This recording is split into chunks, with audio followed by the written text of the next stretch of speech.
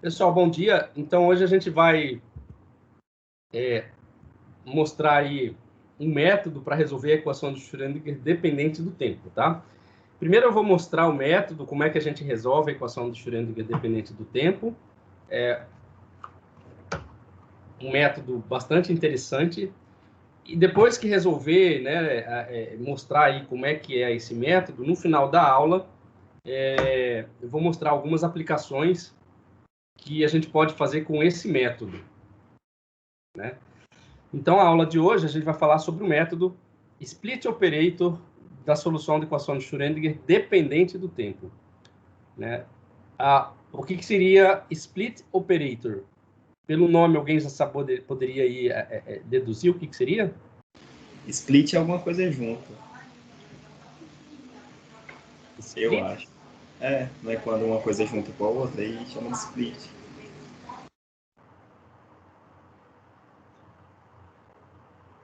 Operador... Como é que é, professor? Como é que é? Método Split Operator. Então deve ser juntando aí operação junta, né? Sei lá. Na verdade, é separação, né? Separação de operadores. Então é isso aí. Para separar tem que estar junto, né? Muito bem, então o método Split Operator para a solução da equação de Schrödinger dependente do tempo. Então, qual que é a equação de Schrödinger dependente do tempo? Vocês lembram de cabeça? Daniel sabe. Em uma dimensão. Vai lá, Daniel. Menos h cortado ao quadrado. Muito bem. Menos h cortado ao quadrado. Vamos começar assim, ó, dependente do tempo, tá? IH cortado. O que mais? Bora, Daniel. Dpsi dt. Derivada de psx de t em relação ao tempo. Igual o quê? Menos h cortado ao quadrado. Sobre 2m. É o momento. Isso. Derivada segunda espacial. Derivada segunda da função em relação à posição. Mais o quê?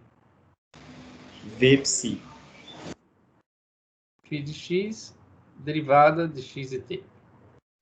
Muito bem. Essa equação, ela é a equação que descreve o estado, o movimento de uma partícula quântica, né, sujeita a um potencial V aqui. Esse potencial, ele pode ou não depender do tempo, tá?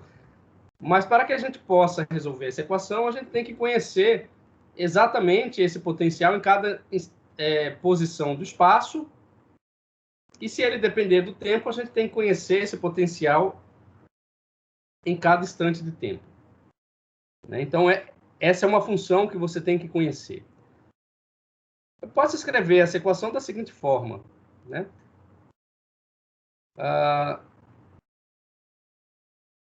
IH cortado, derivada da função de x e t, em relação ao tempo, que é igual a menos i... Opa, não tem mais i aqui é h cortado ao quadrado, sobre 2m, a derivada segunda da função em relação à posição. Opa, desculpa. Eu vou escrever só em termos do operador, tá? Então, é derivada em relação à posição, mais o potencial, que depende da posição, multiplicado pela função de x de t, né? Professor, Oi. se eu quisesse essa equação aí em 3 dimensões, Muito bem. como que eu faria ela? Por separação de variáveis, tá? A gente vai mostrar mais para frente a solução da equação, dessa equação em mais de uma dimensão, tá? Você pode quebrar... Bom, para adiantar a resposta, né? Então, você tem o psi de RT, que pode ser escrito em termos de φ de x e t, φ de YT, φ de ZT. Entendeu? Onde cada uma dessas equações ela pode ser escrita em termos de uma equação de Schrödinger na direção de x, y e z. E aí você resolve separadamente, obtém as funções de onda e depois reescreve a função total da partícula em RT. A gente vai mostrar isso mais para frente, para o caso de duas dimensões e uma equação que não depende do tempo. Tipo, Tá? Mas aqui eu vou mostrar também para vocês para duas dimensões, dependente do tempo. Bom, esse termo aqui que multiplica a função psi de x e t, nada mais é do que o operador hamiltoniano, né? Então, a gente vai ter aqui esse operador hamiltoniano, né? Que é um operador que contém termos de energia cinética, né, e termos de energia potencial. Então, ele vai ser descrito para uma dimensão em termos de menos h cortado ao quadrado sobre 2m, multiplicado pela derivada segunda em relação à posição, mais o potencial que depende da posição, né, o operador de energia potencial. Bom, então esse operador hamiltoniano aqui, ele nada mais é do que a soma de um operador de energia cinética com um operador de energia potencial. Né? Dessa forma, então, eu vou poder escrever a equação de Schrödinger de uma forma simplificada. E a equação de Schrödinger vai ser escrita, então, como sendo IH cortado, derivada de psi de x e t em relação a t, igual a h, que atua sobre a função psi de x e t. Esta equação aqui, eu posso escrevê-la, por simplicidade, né, da seguinte forma. Eu vou escrever em termos de uma derivada total e reorganizar esta equação de forma que eu possa integrar esta equação. Né? Mas para integrar essa equação, eu tenho que escrever ela da seguinte forma. Derivada de psi de x e t. Note que agora eu estou trocando, né, de derivada parcial para derivada total. Talvez eu esteja cometendo um erro aqui na definição matemática, mas eu estou fazendo esse erro simplesmente porque eu quero integrar esta equação. Tá? Então, o psi de x e t eu vou passar dividindo, e isso aqui vai ser igual, né? O i passa para o segundo membro dividindo, né? E se eu multiplicar embaixo e em cima por i, isso aqui vai ficar menos i sobre h cortado, né? Derivada em relação ao tempo. Opa, tá faltando alguma coisa aqui, né? Uma coisa muito importante, que é o próprio operador hamiltoniano que ficou do lado de cá. Então, h dt. Muito bem, se eu integro esta equação, que resultado nós podemos obter? Rafael? Vai lá, Rafael. Psi de T. Bom, primeiro, deixa eu só te ajudar aqui, Rafael, que a gente vai fazer essa integração. Do lado direito, a gente vai fazer em dpsi de x, né? Então, a gente vai integrar essa função, né, no tempo 0 até um tempo t, né? Ou ΔT. Vou colocar t mais ΔT. Né? E aí aqui vai ter derivada de psi de x de t em relação a psi de x de t. Né? E do lado de cá eu vou ter a integral, né? Agora no tempo 0 a t mais ΔT, né? De i menos IH cortado menos I sobre H cortado H dt. Muito bem, Rafael. Agora você pode me explicar ou mostrar aí para os colegas como é que resolve essas integrais. Integra normalmente, vai ficar ln de psi de t. ln Psi de x de t. psi de x e t De psi x0. né? Psi de x0 até psi de x de t mais delta t. O que mais? É igual a menos I sobre H vezes T.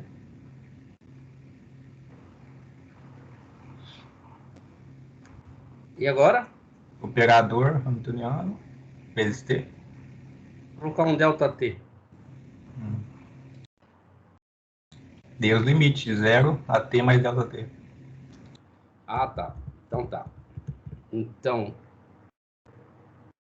t de 0 até delta t. Dessa forma? É. Bom, então tudo bem. Aqui tem um ln da diferença, né? Vai ser igual a ln da fração. Então, isso aqui vai ser um ln de psi de x t mais delta t, dividido por psi de x e 0. Obrigado, Rafael. Isso aqui vai ser menos i h cortado h t. Opa, h delta t. Não é T mais delta T? Pode ser t mais delta t, né? Mas se a gente considerar o t inicial como sendo 0, né, vai ficar simplesmente aqui um ΔT, né, o intervalo infinitesimal do tempo. Tá? Na prática, esse T mais ΔT aqui é quando você sai de T0 e vai até um incremento no tempo. Né? Você conhece a função no tempo 0 e calcula ela no incremento ΔT. O chapéu some? Não some. O chapéu não some. Continua sendo um operador. Mas essa integral aqui do lado direito, ela foi resolvida levando em consideração, né, vamos colocar aqui, que o h, né, é só h de x. Né? E considerando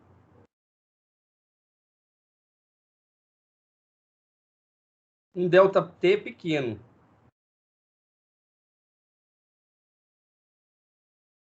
Certo? Então, a gente fez essas considerações aqui para poder resolver essa integral do lado direito. Muito bem, então agora a gente pode reescrever esta equação, porque o que a gente quer calcular? A gente quer encontrar a função de onda, que é a solução desta equação diferencial. Então, a gente, como é uma função dependente do tempo, a gente quer calcular a função num tempo t mais ΔT a partir de uma função arbitrária num tempo inicial 0. Então, esta equação ela vai ser reescrita da seguinte forma. Psi de x de t mais ΔT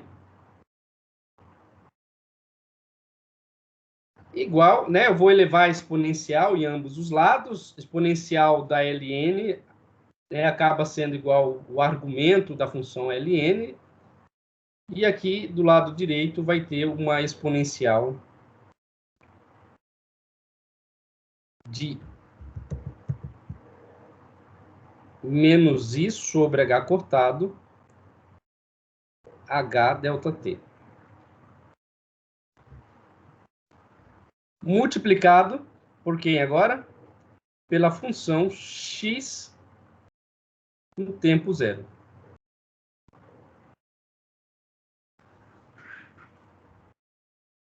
Então, veja o que a gente obteve aqui. A gente obteve uma solução da função no tempo t mais ΔT a partir da função no tempo zero.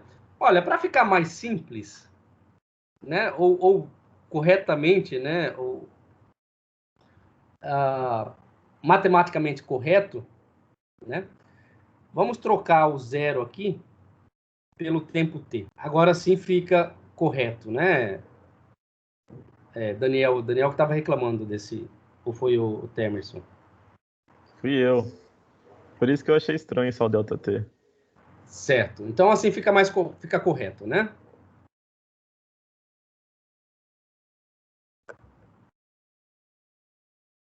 Então o que implica esse resultado? Se você conhece a função de onda no instante t, né, você pode calcular a função no instante t mais ΔT. Para isso, você faz atuar sobre esta função de onda que você conhece no instante t uma grandeza que a gente chama de operador de propagação temporal. Então, quando essa grandeza atua sobre a função de onda, você vai levar a função do instante t para um instante t mais ΔT. Entenderam? Assim, esse cara aqui é o Herbert Schrödinger, né? O brabo. Vamos colocar a fotinho dele aqui.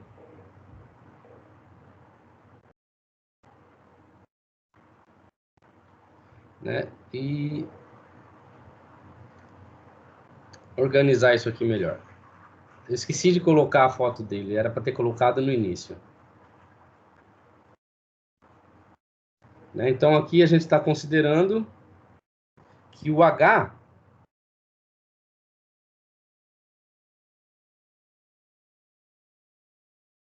é uma função apenas da posição e que o ΔT é pequeno. Tá bom, o Schrödinger, ele nasceu em 1887, morreu em 1961, então ele assistiu às duas grandes guerras mundiais, né? Ele foi para o fronte nas duas guerras mundiais, e ele ganhou o prêmio Nobel em 1931 devido à sua teoria, né? Se não me engano, ele dividiu o prêmio Nobel com o Dirac. Ele merecia ter ganhado sozinho, pela sua teoria, né? Ele mostrou que a teoria dele era equivalente à de Heisenberg, né? O Heisenberg, por conta da formulação da mecânica quântica matricial, ele ganhou o prêmio Nobel também, né? Ganhou o prêmio Nobel sozinho, mas o Schrödinger teve que dividir com o Dirac. Né? Não que o Dirac não merecia, mas eu entendo que os dois mereciam ganhar prêmio Nobel sozinho. Né? O Dirac ainda ganhou um segundo prêmio Nobel. A gente pode definir, então a gente pode definir o termo, né, que atua sobre a função de onda no instante t, né, uma função que a gente conhece, como sendo o operador de propagação temporal. Então esse termo U de x de t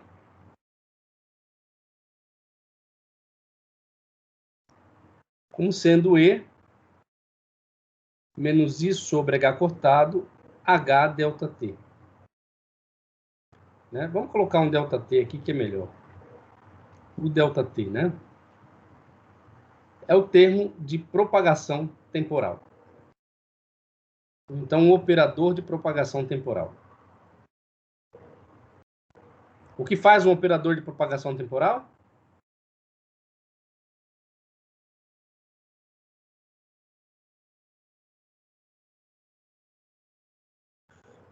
Bom, ele vai atuar sobre uma função de onda e faz com que essa função de onda evolua no tempo. Então, se você faz sucessivas aplicações desse operador, você pode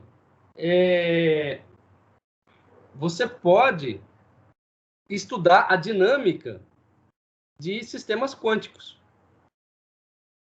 Né? Então, lembrando que este H, como é que a gente escreveu o H? A soma de operadores de energia cinética mais operação de energia potencial. Então, isso aqui vai ficar menos I sobre H cortado, multiplicado pelo operador de energia cinética mais o operador de energia potencial vezes o ΔT.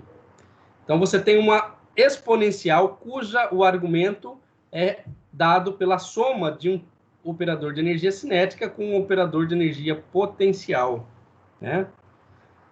Muito bem. Na aula passada, a gente falou de relação de comutação, né?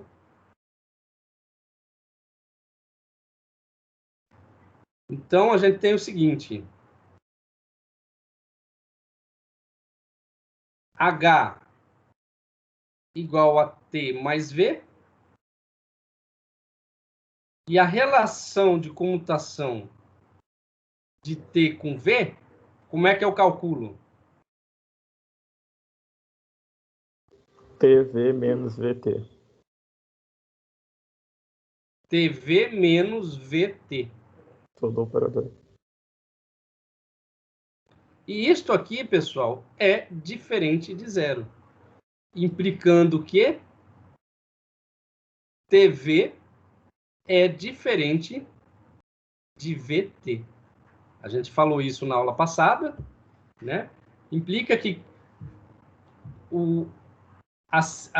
quando você aplica, né, faz atuar o operador de energia cinética sobre uma função e depois você faz atuar a energia potencial, é diferente de você fazer primeiro atuar o contrário. Primeiro a energia potencial e depois a energia cinética, né?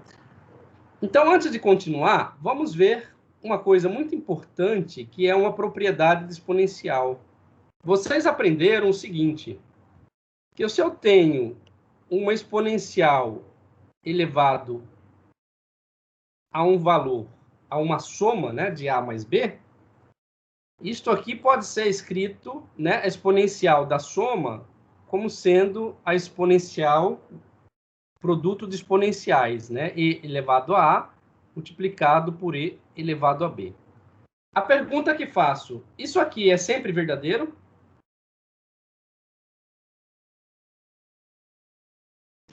Sim. Certeza? Sim. Não, não é sempre que isso aqui é verdadeiro, pessoal. Isso aqui só é verdadeiro se e somente se o comutador de A e B for igual a zero. Então, você pode escrever esta relação, ela vai ser uma igualdade se e somente se este operador for igual a zero, né? Ou seja, se A vezes B for igual a B vezes A, que não é o caso desta relação. Como que a gente pode provar isso?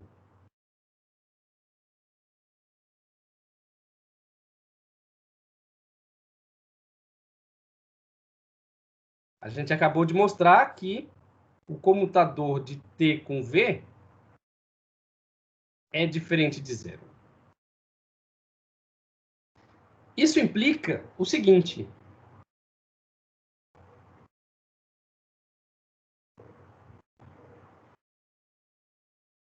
Que se eu aplicar essa separação, né, do argumento aqui da exponencial, se eu escrever a exponencial da soma em termos de produto de exponenciais, eu vou ter um erro associado a esta operação.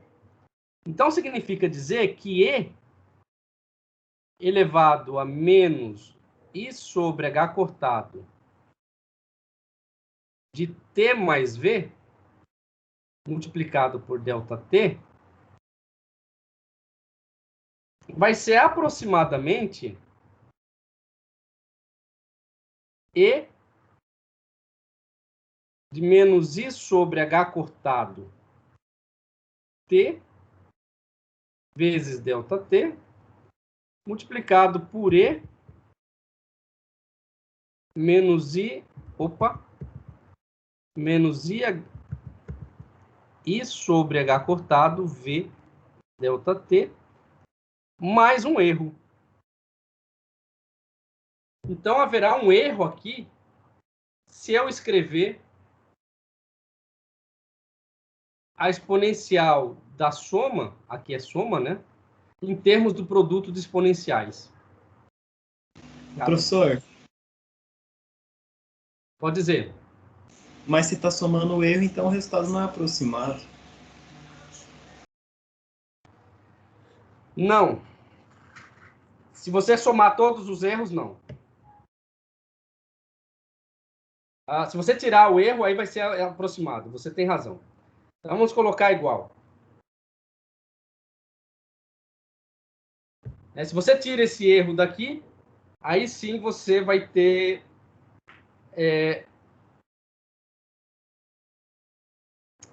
um resultado de aproximado. Mas veja, esse erro aqui, eu vou mostrar para vocês, que ele pode ser escrito em termos de uma expansão em série de potência.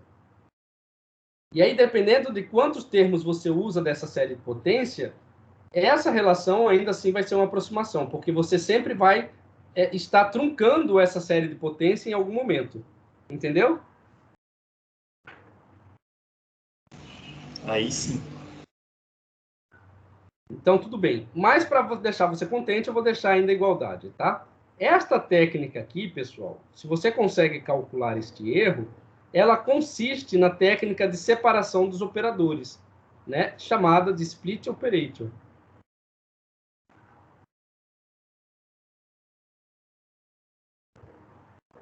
Como resolver ainda esse problema? Porque você tem aqui uma função que depende da posição, que é o v, e o t, né, que depende da derivada segunda em relação à posição, né? E o erro. Então, o primeiro procedimento que a gente vai fazer aqui é calcular o erro que está associado a essa operação. Então, nosso primeiro problema é como calcular o erro. Muito bem. Olha só. A gente pode escrever a exponencial de e elevado a x em termos de uma série de potência, né? Em termos de série, expandindo em série de potência, essa função, né? Vocês que estão fazendo física matemática aí, né? Como é que fica a expansão em série de potência da função exponencial? Deus me defenda. N de 1 a 0 até infinito, de x elevado a n sobre n fatorial. Muito bem. X elevado a n sobre n fatorial. Muito bem. Agora, o que a gente vai fazer? A gente vai aplicar, né, essa expansão da exponencial em cada um dos termos aqui. No primeiro termo, no segundo termo e nesse produto aqui, né? Usando a expansão em série de potência. A primeira exponencial, o que a gente vai ter? A primeira exponencial é esta aqui. Então, nesse caso, da primeira exponencial, eu vou ter... usar lá cores diferentes aqui. Então, eu vou ter o x igual a menos i sobre h cortado, t mais v, né? Nessa exponencial aqui. Na segunda exponencial, né, eu vou ter o x, vamos colocar x2, né? x2 vai ser menos i sobre h cortado t delta t. Aqui faltou um delta t, né? Vamos escrever como sendo x1. E o outro termo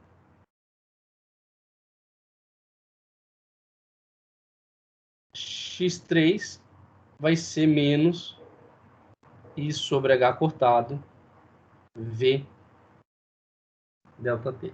Correto? Então, primeiro eu vou expandir aqui, aqui e aqui. Expandindo em série de potência, o primeiro argumento, o primeiro valor da exponencial de x vai ser qual? N igual a 0. Qualquer valor para n igual a 0, né? Então, bom, vamos escrever aqui, expandir. Então, isso aqui vai ser 1 mais x mais 1 sobre 2 fatorial x ao quadrado, mais, né, os termos, né, termos aí que eu não vou representar, né, de ordem superior, né, de terceira ordem, quarta ordem. Então, muito bem. Então, a primeira exponencial aqui, a gente vai ter, no primeiro termo, 1 menos 1 mais x, né? Então, vai ficar menos i sobre h cortado, t mais v, delta t. I sobre h cortado, t mais v, delta t. O segundo termo é x ao quadrado, né? X ao quadrado é esse termo aqui ao quadrado. Menos com menos vai dar mais, i ao quadrado dá menos 1, então vai ser 1 sobre h cortado ao quadrado, t mais v ao quadrado, delta t ao quadrado, né? Vamos colocar o delta t aqui, e aqui também tem um 2 que é da própria expansão.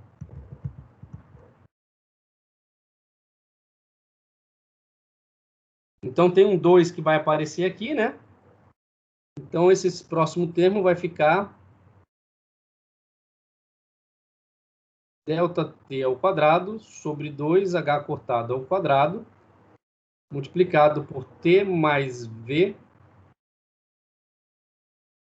ao quadrado, mais os termos de ordem superior, né? Deste lado de cá agora, o x é menos i sobre h cortado t delta t. Então agora aqui eu vou ter um produto, né, com 1 menos i sobre h cortado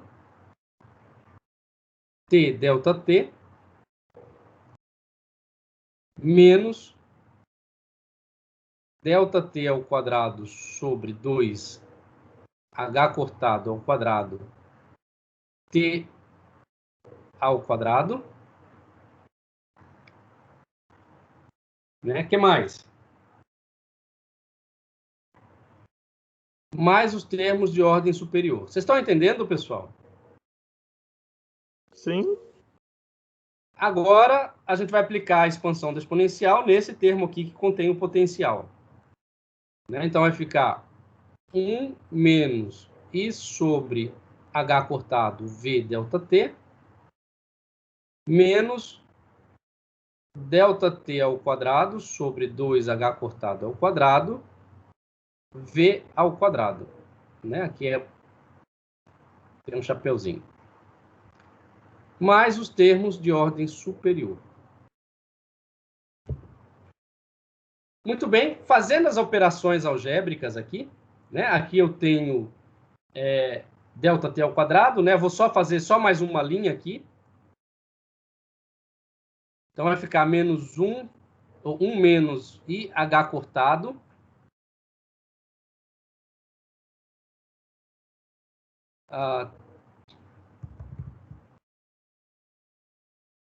t mais v delta t menos. Bom, agora aqui, pessoal, eu vou ter um produto notável. Vai ser delta t ao quadrado sobre 2h cortado ao quadrado, multiplicado por t ao quadrado mais v ao quadrado. Só que esse produto notável, vocês têm que se atentar que t e v não comutam. Então, você vai ter t mais v multiplicado por t mais v. Né? Então, isso aqui é t mais v ao quadrado. Então, você tem esse vezes esse, que é t ao quadrado, né? Este vezes esse, que é v ao quadrado. Agora, você tem t vezes v, mais v vezes t. Este termo aqui você não pode somar, porque o comutador t e v é diferente de zero. Então, você não pode somar esses termos. Então, ele vai aparecer aqui. mais T vezes V, mais V vezes T. Né? Ou eu posso escrever mais... Não, não pode não. Tem que ser assim.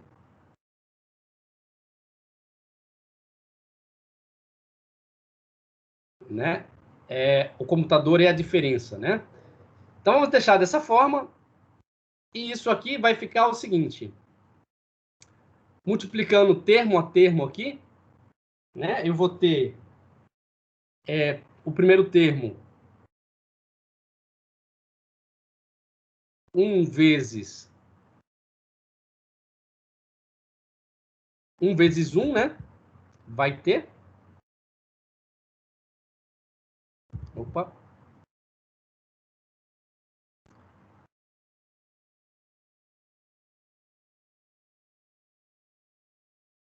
E assim, para cada termo aqui, eu também vou ter que multiplicar, né? Aqui. Esse vezes este. Esse vezes este. E esse vezes esse. Então, isso aqui vai ser 1 menos I sobre H cortado. Vou pegar esse vezes 1, né? Então, vai ficar T delta T menos 1 vezes esse. Então, vai ser IH cortado V delta T. Vou colocar tudo em evidência e esse termo vai ficar simplificado e pode ser escrito da seguinte forma. T mais V delta T. Ok? Então, aqui nesse termo, eu já fiz 1 vezes menos IH cortado V delta T e já fiz menos IH cortado T delta T vezes 1. Tá aqui nesses termos. Aí sobra menos delta T ao quadrado sobre 2H cortado ao quadrado, T ao quadrado. Não, desculpa. Sobra esse termo, mas esse termo eu vou jogar mais para frente, tá?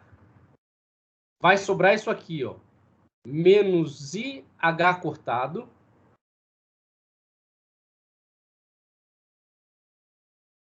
T delta T multiplicado por menos IH cortado V delta T.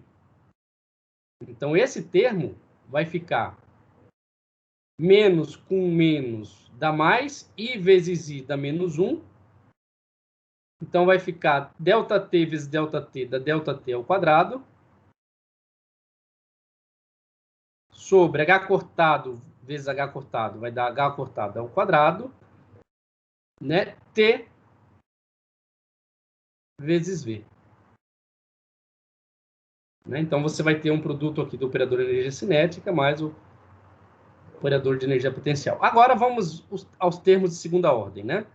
Então, esse termo aqui vezes esse aqui vai dar menos delta T ao quadrado sobre 2H cortado ao quadrado, T ao quadrado, menos esse termo aqui, delta T ao quadrado sobre 2H cortado ao quadrado, V ao quadrado, mais pontinho, pontinho, pontinho. A gente vai ter esse termo vezes esse termo, mas o produto desse termo com esse termo aqui vai estar truncado aqui no erro de segunda ordem, tá? O que me interessa é até esse termo aqui. Muito bem, agora veja que nós podemos fazer algumas simplificações. Né? 1 com 1 aqui vai estar cancelado. Esse termo aqui também pode ser cancelado com este termo aqui. E aqui, ó, eu tenho um termo aqui, delta T ao quadrado, 2H cortado ao quadrado, multiplicado por T ao quadrado. E também tenho delta T ao quadrado sobre 2H cortado ao quadrado, multiplicado por V ao quadrado, que é o termo que vai aparecer aqui e aqui. Eles vão se cancelar. O que sobrou? O que sobrou foram esses dois termos, com este termo né? E o erro, né? Sobrou esses dois termos aqui. Ó, vou apagar aqui. Então, sobrou esse termo e sobrou todos os termos aqui da expansão. Esses termos da expansão aqui vai estar relacionado com o erro. Certo?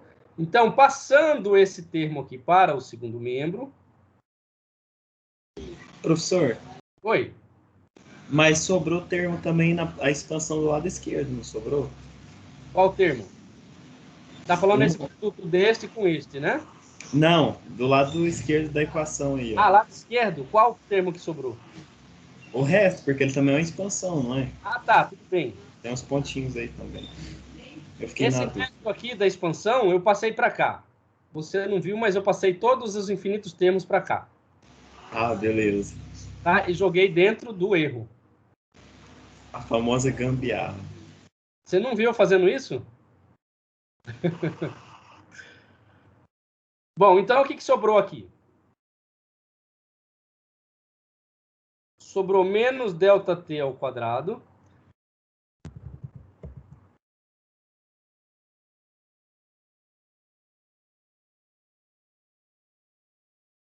Sobre 2H cortado ao quadrado. Multiplicado por TV mais VT.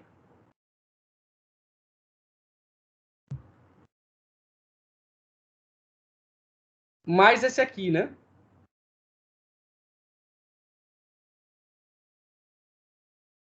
Esse aqui, quando eu passo para cá, vai ficar menos, né? Ele troca o sinal, mas eu estou colocando ele dentro desse parênteses aqui. 2TV igual... O que sobrou do lado de cá?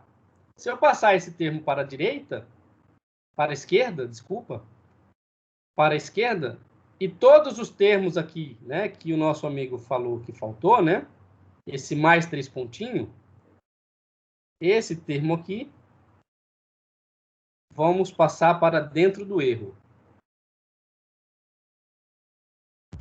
E esse 2 aí, professor? Esses dois aí, você Não, vai, esse 2 aí. você vai entender já já. Tá falando desse 2 aqui, né? Isso. Tudo bem. Então vamos tirar ele daí já que você não gostou. É, apareceu do nada esse dois. Não, não apareceu do nada. Vocês não viram aí onde que ele surgiu. Olha só, aqui vai ser mais ΔT ao quadrado sobre H cortado ao quadrado, T vezes V igual ao erro. Né? Porque foi a única coisa que sobrou aqui foi o erro. Concordam comigo? Bom, pessoal, aqui ó, tem ΔT ao quadrado sobre 2H cortado ao quadrado. Este 2 aqui, ele surge da onde? Ele surge do segundo termo. Tá? E aqui, pessoal, esse termo aqui não tem 1 sobre 2. Por quê? Porque ele surge do produto deste termo com este termo aqui. Entendeu? Aí tem ΔT aqui, vai dar ΔT ao quadrado. H cortado com H cortado vai dar H cortado ao quadrado. I vezes I dá menos 1. Menos com menos dá mais. Então vai dar menos ΔT ao quadrado. E T, né, levando em consideração a relação de comutação, T vezes V. Está aqui. Entendeu?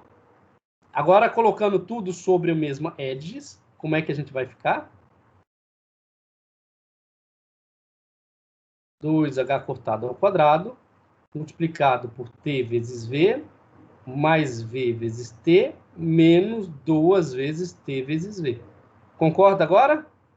Ou esses dois surgiu do nada?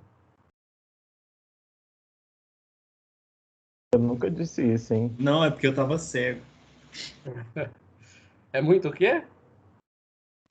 Eu tava cego, agora eu vi. Sim, mas o Temerson falou o quê? É muito o quê? Eu nunca disse isso, hein? Ah, tá. Então, ó, fica TV, né?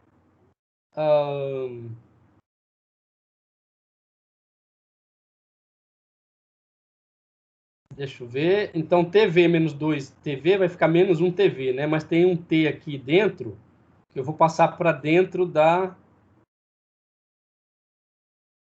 Aqui para dentro. Então, fica T vezes V menos V vezes T. E isso aqui, então, vai ser igual ΔT ao quadrado sobre 2H cortado ao quadrado, relação de comutação de T e V.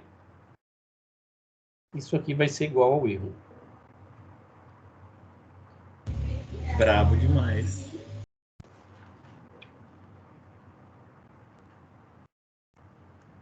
Entenderam? Então, o erro, pessoal, aqui...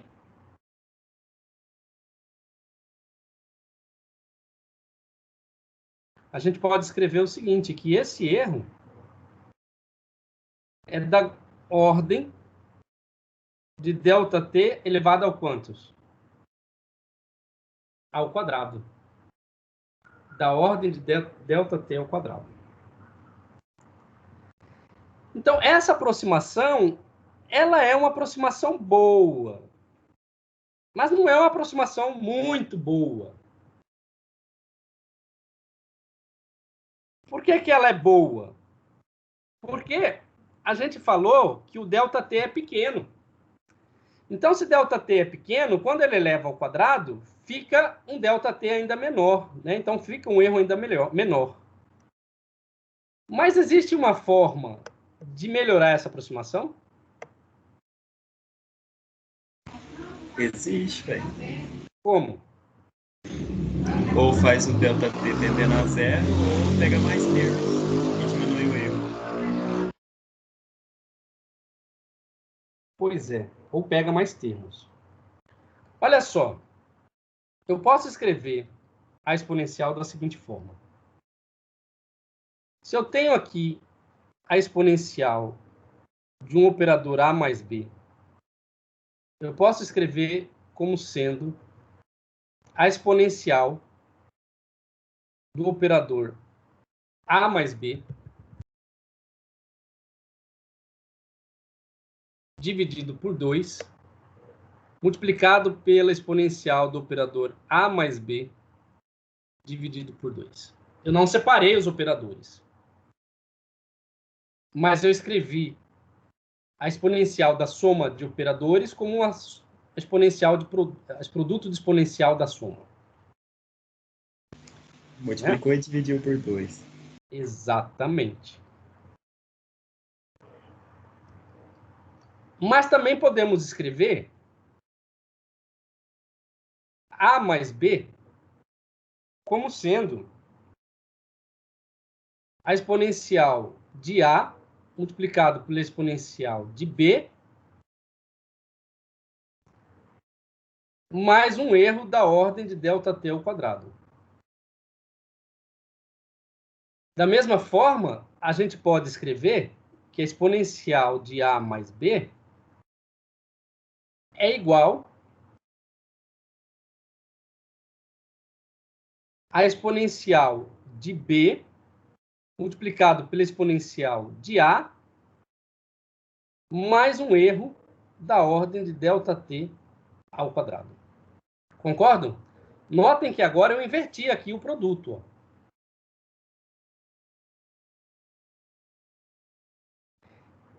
Uma outra forma de escrever essa exponencial é escrever, né, A mais B como sendo exponencial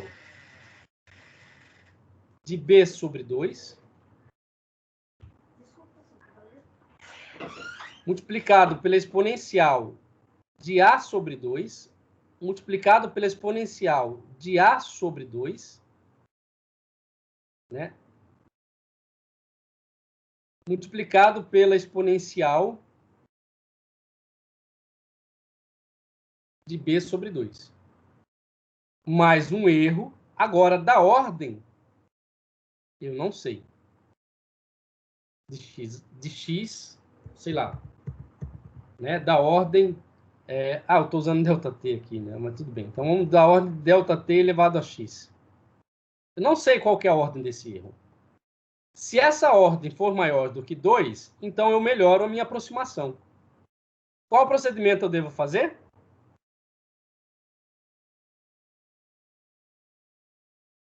Eu posso escrever isso aqui como sendo e elevado a a.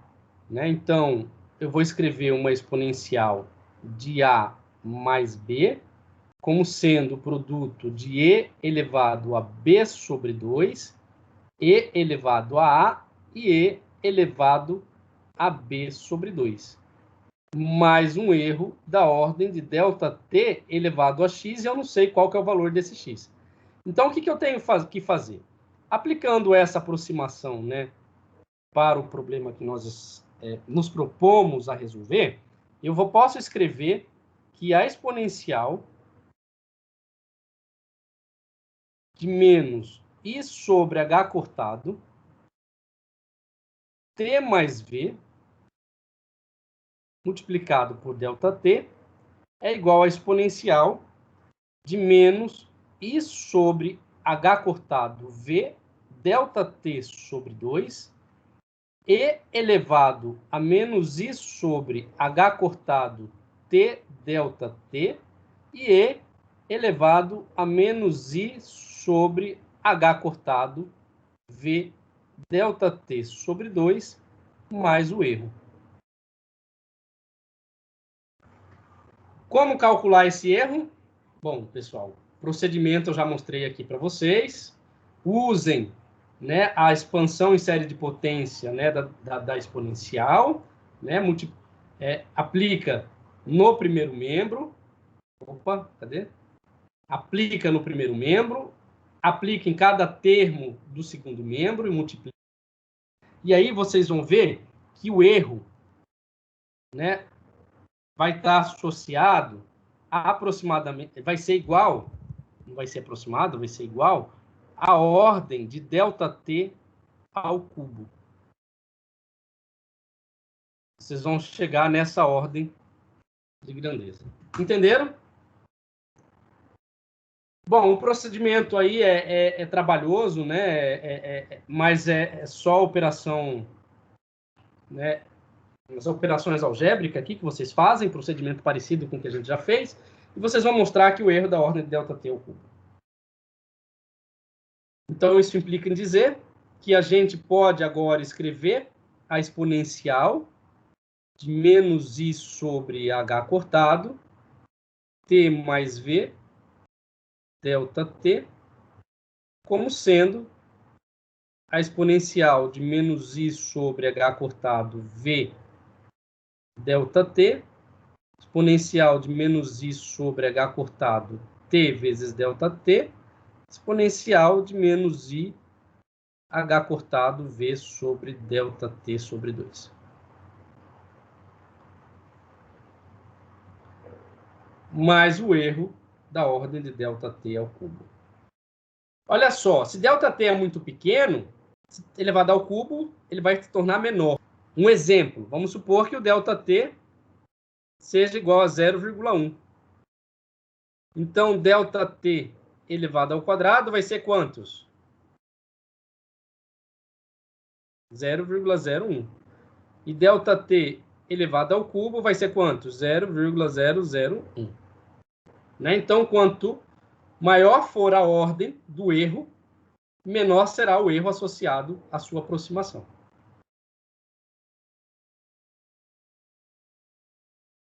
Entendeu, Kessia?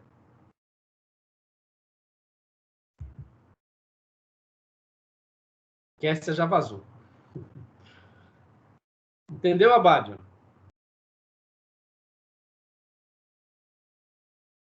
Entendi. Tá. Tô acompanhando aí. Tá ouvindo? Rafael? Você me ouviu? Professor, por que teve que fazer esse novo método de aproximação e não pegou só o termo terceira ordem da outra que você fez? Tá. Deixa eu só responder o Abádio. Abádio, eu vi sim, tá? Tá. Se tiver dúvida, é só falar. É que eu apanho aqui nesse microfone aí, tem que ficar na dúvida. Tá certo. Obrigado, Fábio. Nada. Rafael, você pode repetir a sua pergunta? Porque o quê? Você teve que modificar o método de aproximação, não teve? Aí, que você acabou de fazer? Dividir em 3 termos, né? Isso, é. Mas por que você só não pegou o termo de terceira ordem da outra série que você já fez? Qual outro termo da terceira ordem? Aqui é de ordem 2, ó. Você está falando desse aqui, né? Sim, mas você não poderia ter pegado até a terceira ordem? Pegar um termo a mais ali, na expansão? Ah, o termo a mais na expansão? Aqui? Isso. É. Esse termo a mais, ele é muito pequeno. Porque como ele é da ordem de ΔT ao cubo, ΔT ao cubo é muito pequeno. Então, eu coloco todos esses termos dentro desse erro.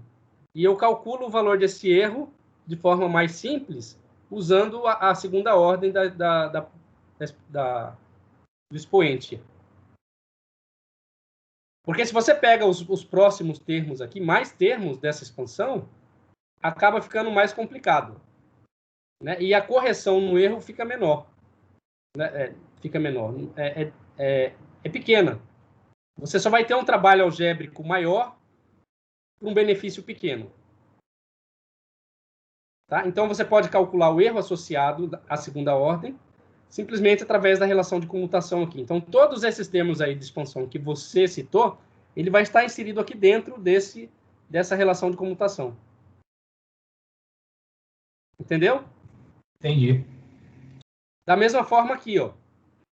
O erro de terceira ordem você vai calcular e vai ter uma relação de comutação aqui também. Não lembro de cabeça como é, mas vai ter. Então, olha só, a gente tem uma forma com um erro menor para calcular a dinâmica de um pacote de onda, porque é isso que a gente quer fazer. A gente quer calcular essa dinâmica aqui, ó. Caçamba. A gente quer calcular esta dinâmica aqui, ó.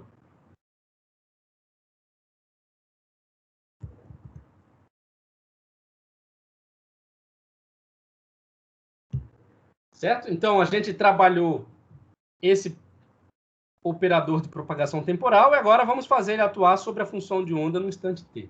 Vamos considerar que t é igual a 0, né? Professor, Oi. mas então, fora o erro inerente do princípio da incerteza, você já vai ter mais outro erro associado à dinâmica. Então,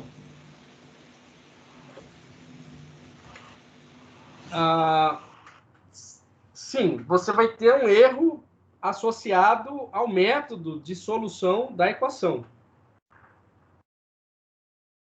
Mas esses erros, eles são pequenos. A gente vai mostrar aí que esse problema não tem solução analítica, embora a gente esteja fazendo todo esse trabalho, né, vai ter muitos problemas aí que não tem solução analítica, e a gente vai ter que usar mais aproximações, mas dessa vez aproximações numéricas. Mas mesmo usando essas aproximações, mesmo colocando erros, né, associados, né, nessas operações, o resultado que a gente obtém é muito próximo do resultado exato. Tá? Ou seja, os erros são pequenos. Né? Então, o que a gente tem? E elevado a menos I sobre H cortado T mais V delta T, aplicado na função de onda de x tempo zero. E isso aqui, então, vai ser E de menos I sobre H cortado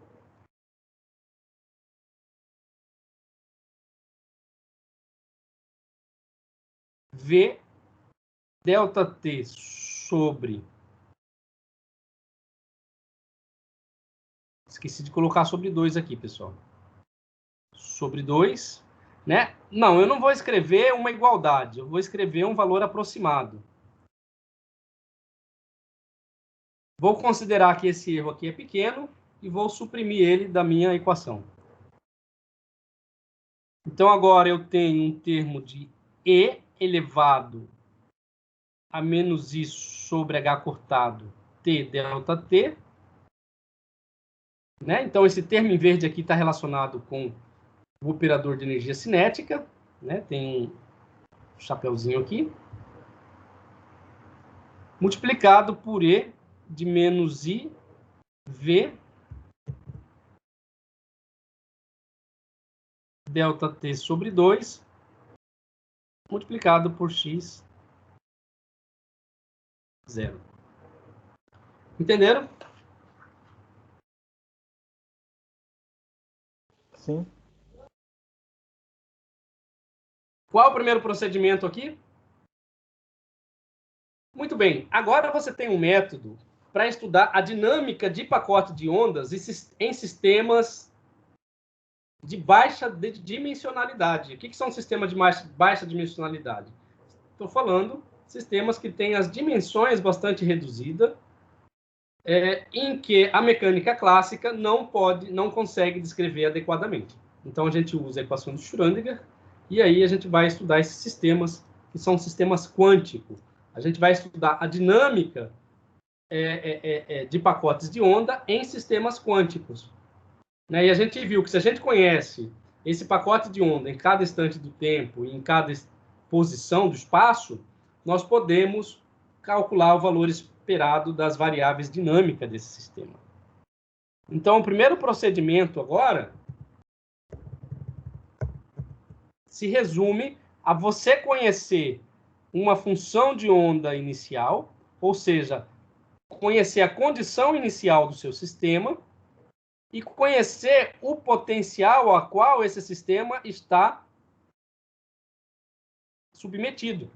Então, este aqui é o nosso primeiro passo do procedimento.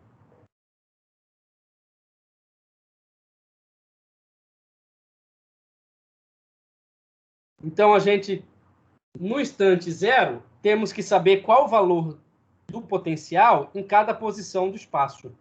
Então, vamos levar em consideração um espaço na direção de x e tornar esse espaço discreto. O que significa tornar esse espaço discreto? Temerson? O que significa tornar esse espaço discreto? Dividir o intervalo em números finitos de pontos. Intervalos finitos de termos. Muito bem.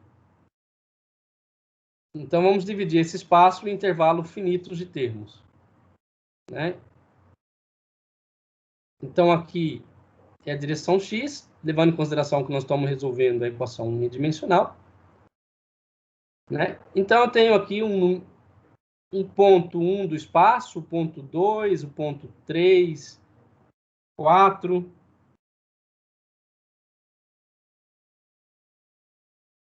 5, 6, né?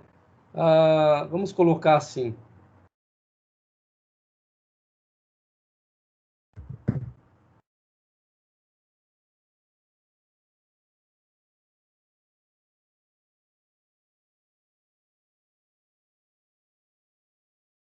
J, aqui é J,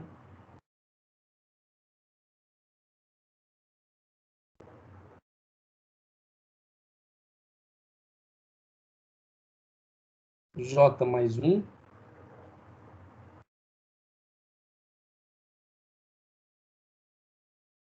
N menos 1 e N. Tá? Então, aqui, eu dividi o meu grid, que o meu grid está relacionado com o eixo X, em um número finito de termos. Para cada ponto desse espaço, eu tenho que saber o valor de quem? Eu tenho que conhecer a minha função, né, na posição 1, e tenho que saber também qual que é o potencial nessa posição. Então, aqui eu vou ter a função na posição 2 e o potencial na posição 2. Né? A função na posição 3 e o potencial na posição 3. Esses termos aqui eu tenho que conhecer. Né? Na jésima posição, eu vou ter a função na posição J e o potencial na posição J. Né? Então, potencial na posição J mais 1, a função de onda na posição J mais 1, potencial na posição J mais 1, né? E também a função na posição N mais 1, N menos 1, o potencial na posição n menos 1, a função na posição n e o potencial na posição n menos 1. Opa, posição n. Então, olha só, significa o seguinte, que para cada ponto do espaço, eu tenho que saber qual que é o valor da função. E esse espaço, né, ele é discreto, né? Você tem um incremento ΔX. Este incremento ΔX, ele pode ou não ser constante, tá? Mas você dividiu o seu espaço em um número inteiro de termos, né? Isso aqui é um número inteiro de termos.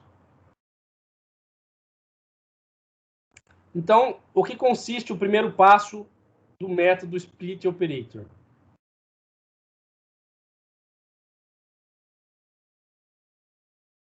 O primeiro passo está relacionado, né?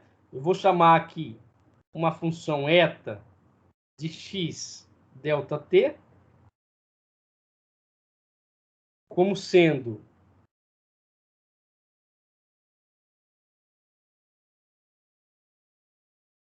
a função exponencial de menos i sobre h cortado, v ΔT sobre 2, né? E essa função atuando sobre psi de x e 0.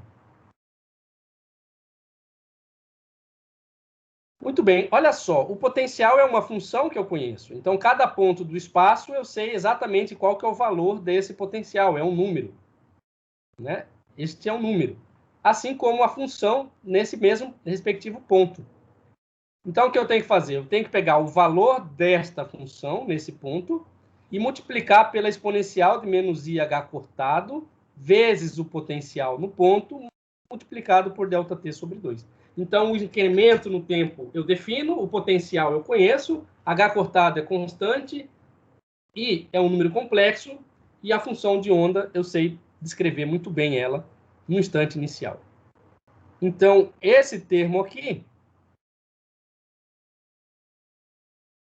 vai ser um NJ,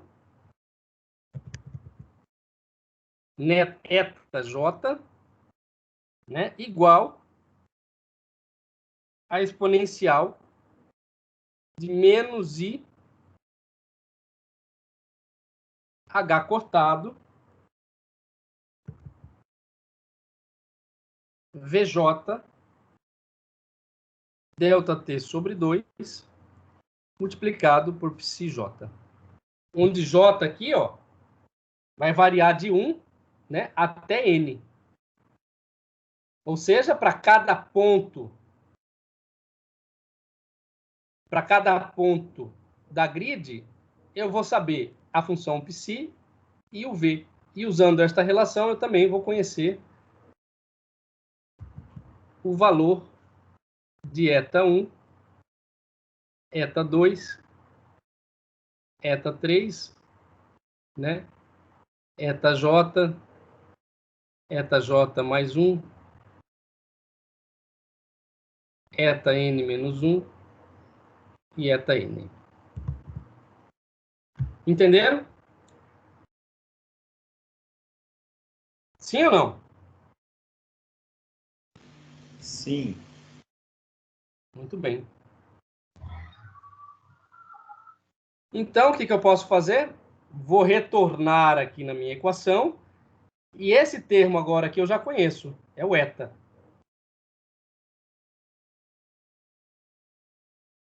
Então, a função psi de x ΔT vai ser igual a exponencial de menos i sobre h cortado v ΔT sobre 2. Esse termo aqui também conheço, né?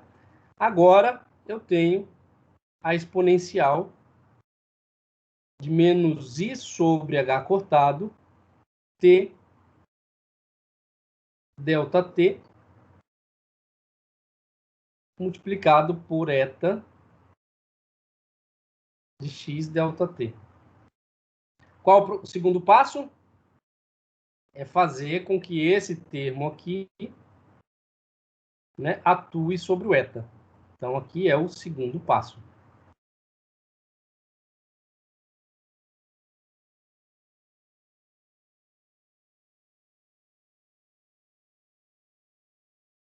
Então, esse segundo passo, vou chamar de operador de energia cinética, né? Por motivos óbvios, né?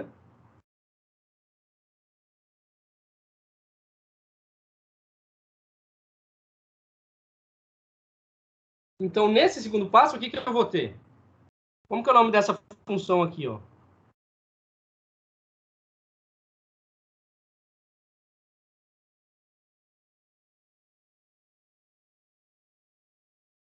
Não é zeta? Zeta. Então, o zeta vai ser a exponencial de menos i sobre h cortado, t delta t, atuando sobre eta. X delta t.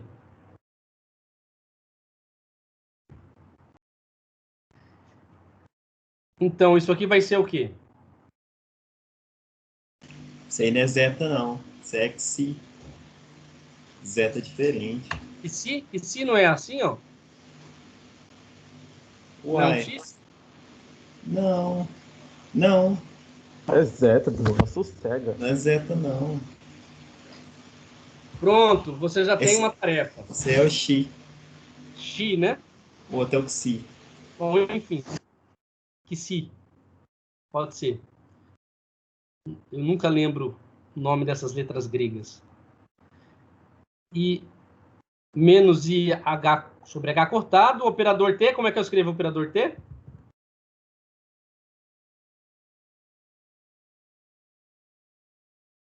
P quadrado sobre 2m delta t. Isso aqui atuando sobre eta de x delta t. Alguma dúvida?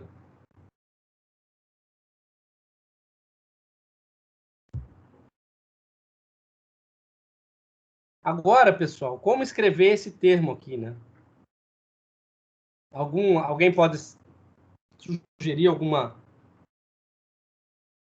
relação de recorrência? Na física matemática tem muitas relações de recorrência, não tem não?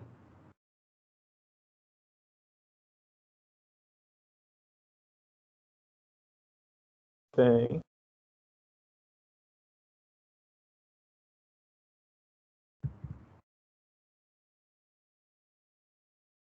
Qual relação de recorrência que a gente pode usar?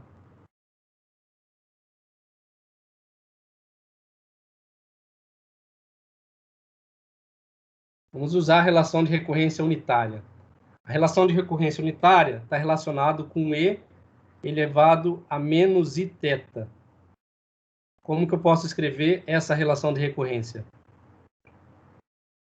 Ela pode ser escrita da seguinte forma. E elevado a menos I θ é igual a 1 menos I θ sobre 2, dividido por 1 mais I θ sobre 2. Correto? Assim, aplicando, a gente vai ter que E elevado a menos I sobre H cortado, P quadrado sobre 2M delta T, vai ser igual a 1 menos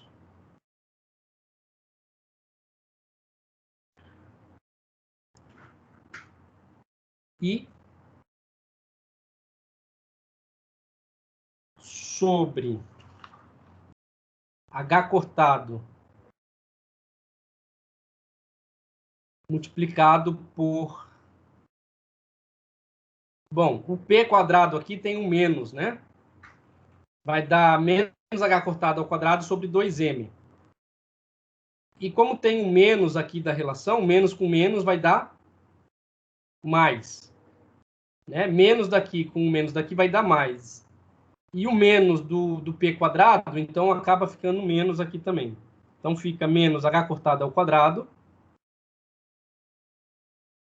sobre 2m, só que tem um sobre 2 aqui da relação de recorrência, então vai ficar 4m.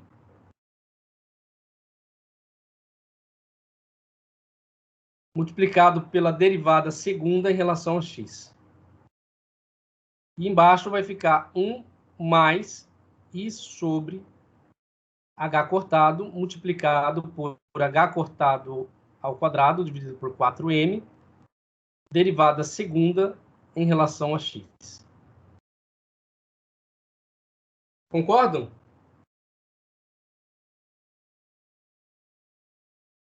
Sim ou não?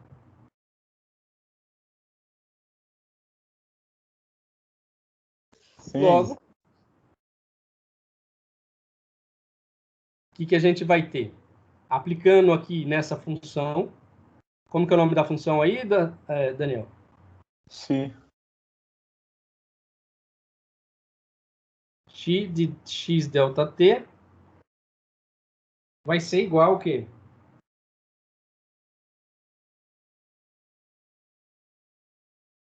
A 1 menos i sobre h cortado, multiplicado por h cortado ao quadrado sobre 4m, vezes a derivada segunda em relação a x, de 1 mais i sobre h cortado ao quadrado sobre 4m, derivada segunda em relação a x, isso aqui multiplicado por eta de x delta t. Muito bem. Olha só, agora o que eu vou fazer? Pegar esse termo aqui que contém a derivada no denominador e passar aqui para o segundo membro.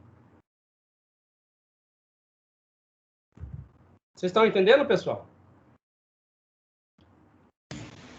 Sim, sim. Tá de boa? Acompanhando tá fácil. Se sair fora aqui, perdeu o rumo. Não pode piscar o olho, Abade. Não mesmo. Se piscar, Então, já olha é. só. Eu vou passar esse termo aqui, ó. Ele contém uma derivada segunda em relação à posição. Eu vou fazer com que esse termo atua sobre essa função. Então, vai ficar 1 menos, desculpa, mais i sobre h cortado. Tira esse h cortado daí, né? Porque tem 1 sobre h cortado multiplicado por h cortado ao quadrado, né? Então, vai ficar i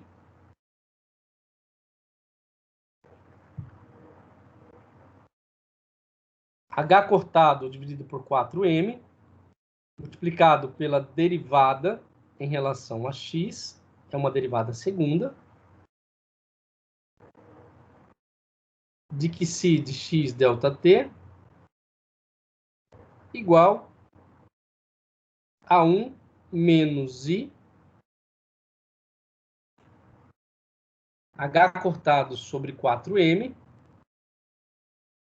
derivada segunda em relação a x, multiplicado por eta de x delta t. O que significa esse termo entre parênteses?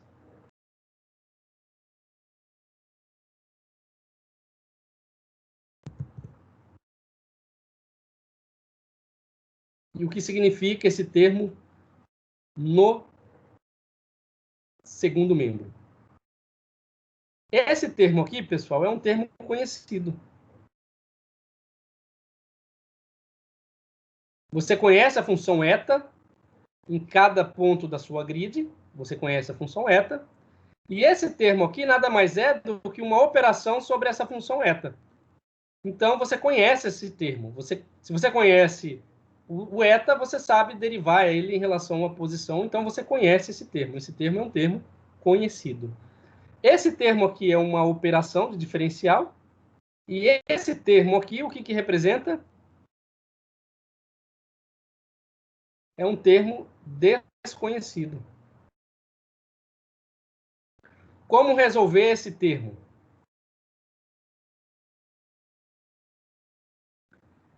Não tem solução analítica. A única forma de resolver essa equação, né? Por que não tem solução analítica? Porque a gente não conhece exatamente como que é esse potencial. Né? Então, a gente está resolvendo ele por um potencial. Você conhece o valor dele em cada posição do espaço, mas ele pode assumir qualquer forma. Né? Então, uma forma de resolver isso é por técnica numérica.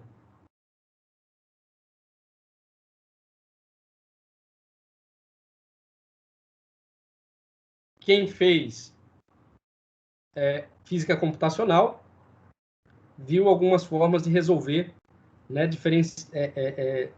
equações diferenciais por técnicas numéricas, né? Ah, professor, não sei, meu professor não foi muito bom, não. Certeza, cara. Você deveria ter reclamado desse professor, hein? Bom, existem várias técnicas, né, numéricas para a solução da equação diferencial ordinária. Né? Isso aqui é uma equação diferencial ordinária. Uma delas bom, mas você pode dividir em duas formas difíceis, né? Tem o problema de condição de valor, problema de valor inicial, é o PVI, problema de valor inicial, e o problema que envolve condições de contorno. Tá?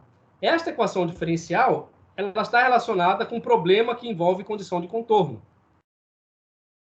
Né? E uma forma de resolver problemas de condição de contorno, de equações diferenciais, é o método Diferenças finitas.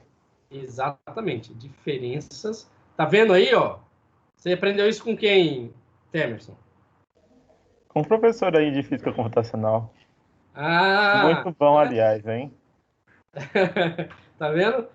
Então o Daniel tá mentindo ou o professor Daniel foi diferente? Acho que foi tratamento social, hein?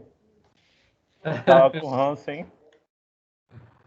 Como é que a gente faz? Olha só. Se você tem aqui um espaço em X, e nesse espaço X uma função, e você quer calcular a derivada dessa função em um ponto I. Né? Então, você pega a função no ponto I mais 1 e a função no ponto I menos 1. Né? E essa função, ela é conhecida, né, em cada posição.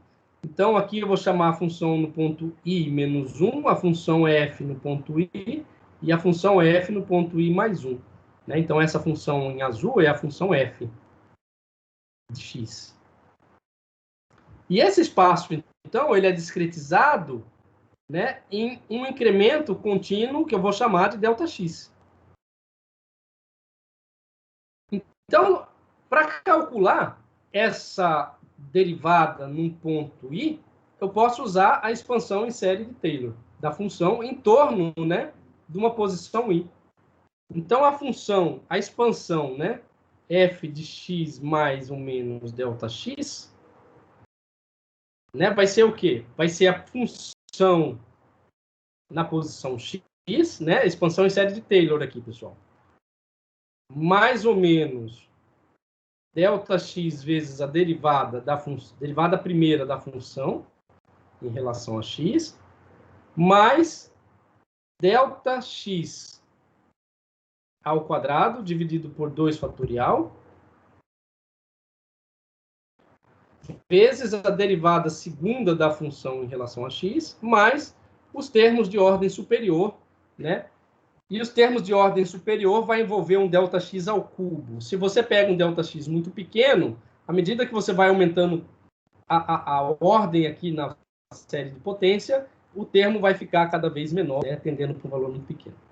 Vamos reescrever essa equação usando o mais e o menos. Então, o primeiro termo vai ser, né, o termo que eu vou considerar à esquerda, nessa posição aqui. Então, a função na esquerda vai ser a função x mais ΔX. E ela vai ser escrita, então, em termos de expansão, a função no ponto x mais ΔX vezes a derivada primeira da função em relação a x, mais ΔX ao quadrado dividido por 2, né, 2 fatorial dá 2, vezes a derivada segunda em relação a x. Agora vamos considerar a função à esquerda, né, no ponto f de i menos 1. Então, a função à esquerda vai ser f de x menos ΔX igual a f de x. Agora aqui vai ficar menos ΔX, derivada primeira em relação a x, mais ΔX ao quadrado sobre 2, derivada segunda de ΔX. Erros, não. A ordem superior, né, de 3, não vou levar em consideração. Então, agora eu tenho a função, né, numa posição à direita e a função a uma posição à esquerda. Se eu somar,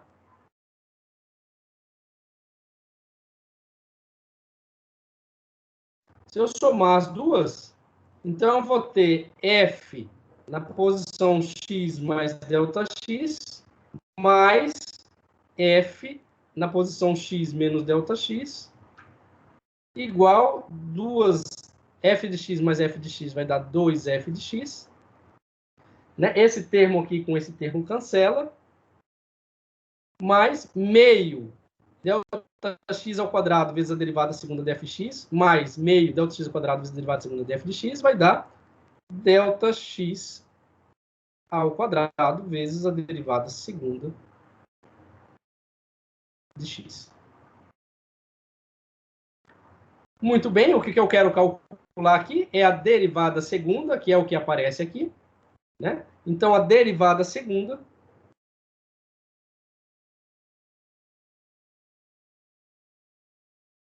em relação a x vai ser a derivada em relação a x da f de x, vai ser igual a quê? Passa esse 2 aqui para lá, né? E o ΔX dividindo,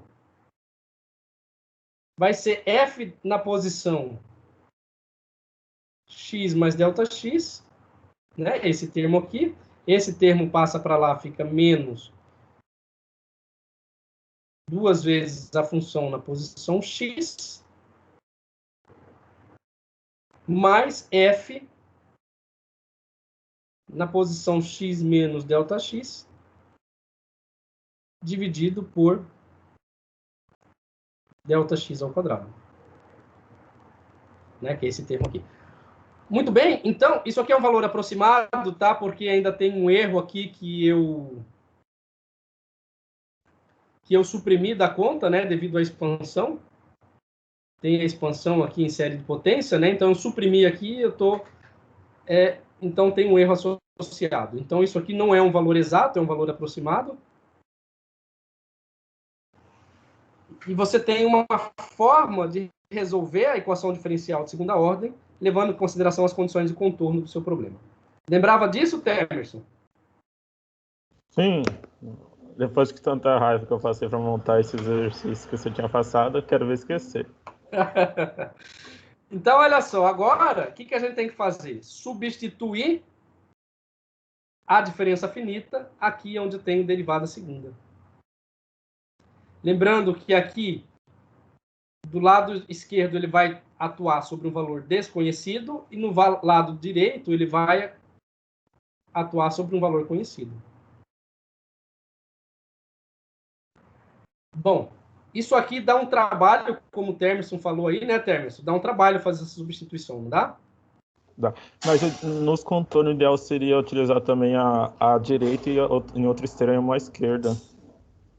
Porque você sempre tem ponto anterior que se for no começo do intervalo, o anterior você não conhece, então você tem que sempre usar o da direita. Você vai ter sempre um termo fora fora da matriz, né? Você tem que usar essas diferenças diferentes nas extremidades.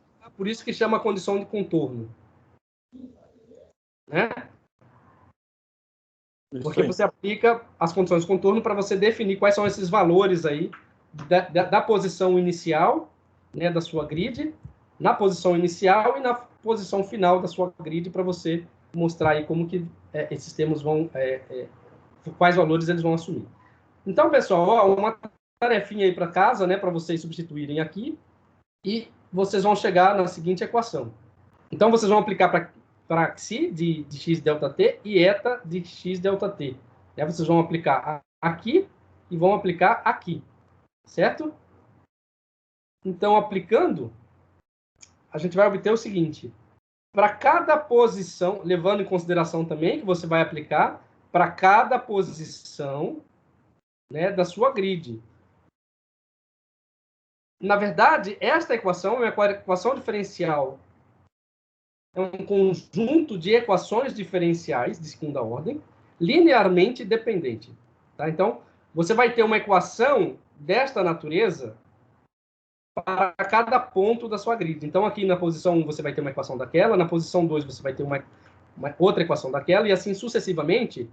Para cada ponto da sua grid, você vai ter um conjunto de equações dessa natureza. O que significa dizer que, se você tem N pontos na sua grid, você vai ter N equações diferenciais linearmente dependentes.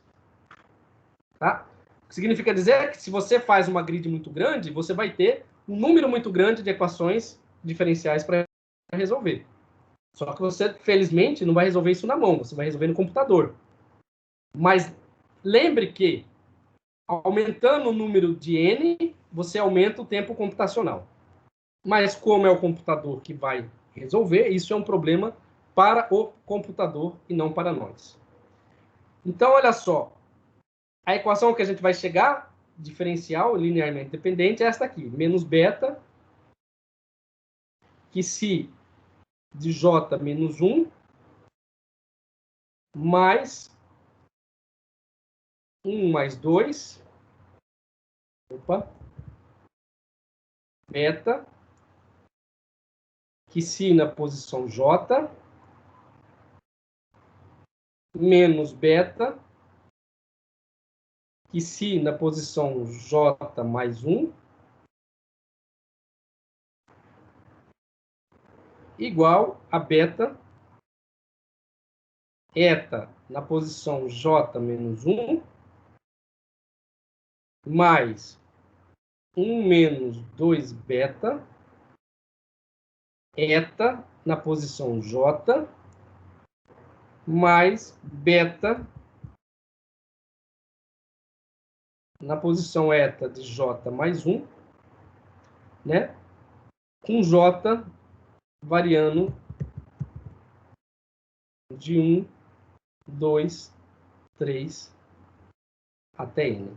Ou seja, o j vai variar de 1 até o número de pontos total que sua grid tem. E o que significa dizer que você vai ter uma equação dessa natureza para cada valor, para cada ponto da sua grid, para cada valor de j. Tá? Vocês lembram que quando você pode escrever um sistema linear de equações em produto de matrizes, né? Transformando essa equação, sistema de equações lineares, em matrizes, a gente vai ter uma matriz dessa natureza. Escrevendo em termos de matrizes, eu vou ter o primeiro termo 1 menos mais 2 beta, menos beta, 0. Aqui vai ser menos beta, 1 mais 2 beta,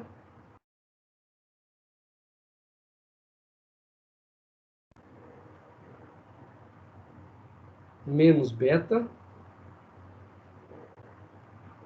0, menos beta, 1 mais 2 beta. Né? Então, isso aqui é uma matriz, né?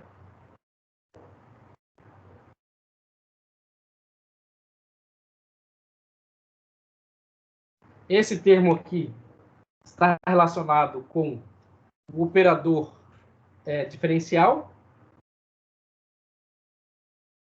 né? E aqui você vai ter a função que se 1, que se 2, até a função que se n.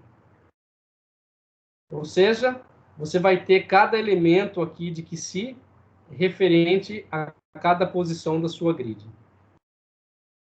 E isso aqui vai ser igual, do lado de cá, você vai ter 1 menos beta, 1 menos 2 beta, beta, 0. Aqui vai ser beta, 1 menos 2 beta, beta, 0, beta, 1 menos 2 beta, beta, né? E aqui você vai ter uma matriz infinita, né? Quer dizer, o número de termos da diagonal principal vai ser igual ao número de elementos da sua grid. Isso aqui atuando sobre eta 1, eta 2 até eta n. Muito bem, eu escrevi em termos de beta, mas o que é esse beta, né, pessoal? O beta, quando vocês fizerem a substituição aqui da técnica de diferenças finitas sobre a derivada segunda da função em relação à posição, você vai ter esse termo aqui, ó. Né? Então, o beta aqui vai estar relacionado com esse termo. Então, isso aqui vai ser igual a I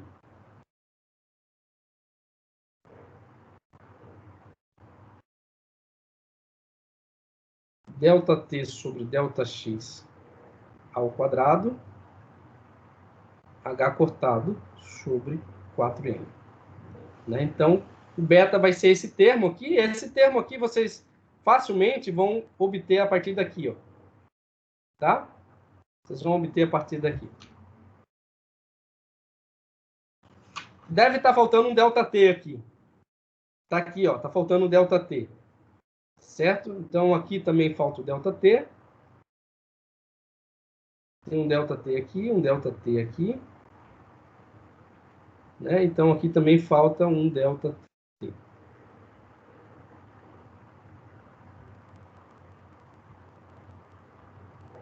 Né? Então, você chama isso aqui de beta. Tá? Então, beta é isso aí. A gente vai chegar nessa equação diferencial. Né? Lembrando que esse termo aqui ele é conhecido. Esse termo aqui é conhecido.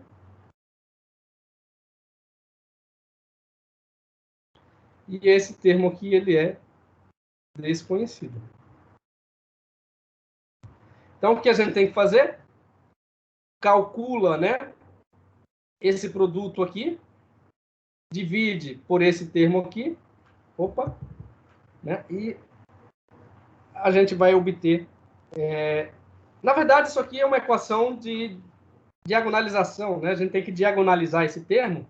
Isso aqui é uma equação de autovalores, tá? Dúvidas? Por enquanto, não. Bom, terminou? Não, ainda tem agora o último, terceiro e último passo. Então, o terceiro e último passo, nós vamos ter psi de x ΔT igual a E de menos I sobre H cortado, V, ΔT sobre 2, sendo aplicado em quem? Psi de x ΔT.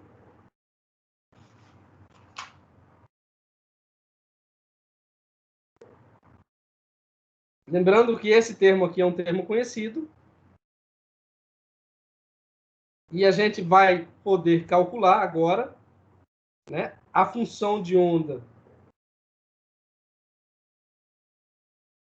na posição J, né, de cada ponto da grid, como sendo I sobre H cortado, V na posição J, multiplicado por ΔT dividido por 2, vezes a função QSI na posição J. Porque é o que a gente vai calcular aqui, ó. Para J igual a 1, a gente vai usar esse valor aqui. E o valor do potencial na posição 1. Para J igual a 2, a gente usa o QSI2 e assim sucessivamente a gente obteve uma relação para se calcular a dinâmica da função de onda em sistemas quânticos com dimensionalidade reduzida. Dúvidas? Por enquanto, não. Daniel? Tá me escutando? Ou tá dormindo? Olha, Daniel deixou o microfone, deixou conectado e vazou. Ou tá dormindo. Rafael, entendeu? Entendi. Difícil ou fácil? Agora dificultou um pouco. Dificultou um pouco. Por quê? Porque entrou soluções numéricas? É? Já fez física computacional? Já fiz. Você estudou diferenças finitas lá em física computacional? Sim, estudei. Ele estudou com a gente, professor. Isso aí. Eu sei, tá só... Esse é um sistema que tem vários vantagens de se usar. E na próxima aula eu mostro quais são essas vantagens. A gente calcula a dinâmica do pacote de onda, né?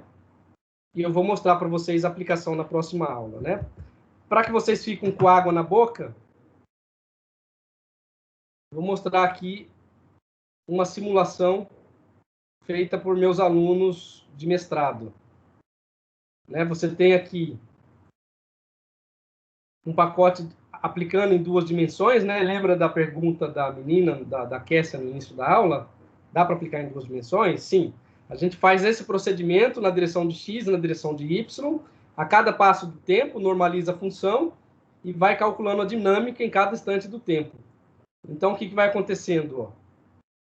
Você tem um potencial que parece um garfo, né? Só que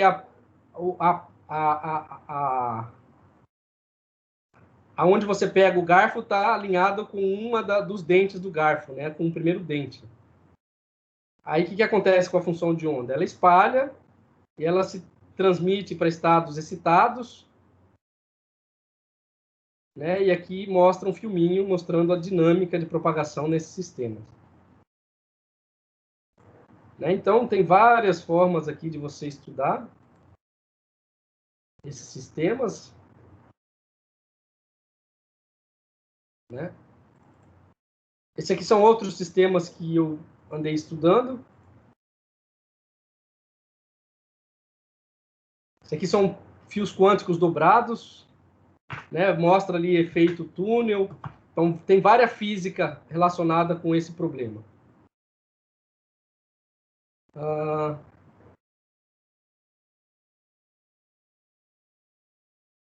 Eu queria mostrar para vocês de fio quântico, de anéis quânticos. Ah, tá aqui.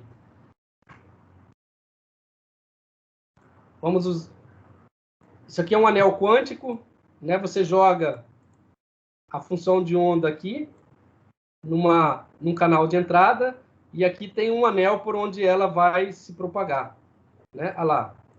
Então ela vai se propagar num anel, ela se espalha, né? E tem um canal aqui por onde ela se propaga, né? E aí a gente mede a transmissão dela nesse ponto. O que acontece com essa transmissão se eu aumentar a largura desse canal aqui? né? Então, é uma física bastante interessante que acontece e a gente resolve usando a equação de Schrödinger. Né? Tem vários tipos de anéis. Um anelzinho quadrado aqui para mostrar. Então é isso. Próxima aula eu dou mais um exemplo de aplicação desse método. Dúvidas? Não. Já são 11h31, né? Significa o quê? Tá, entendeu o método, Daniel? Sim. Beleza, então, pessoal. Só queria finalizar dizendo que esse método, eu tive 2 alunos que defenderam mestrado, um aluno que defendeu doutorado, é professor lá em Rondônia, e o Silvio aí, que está fazendo doutorado, está usando esse método aí que a gente acabou de estudar para estudar vórtices em pontos quânticos. Então, é um tema bastante didático, né? Dá para vocês perceberem aí que dá para ser ensinado nessa disciplina e dá para também fazer trabalhos que estão relacionados com assuntos de doutorado. Fico por aqui, até a próxima aula, que vai ser quando?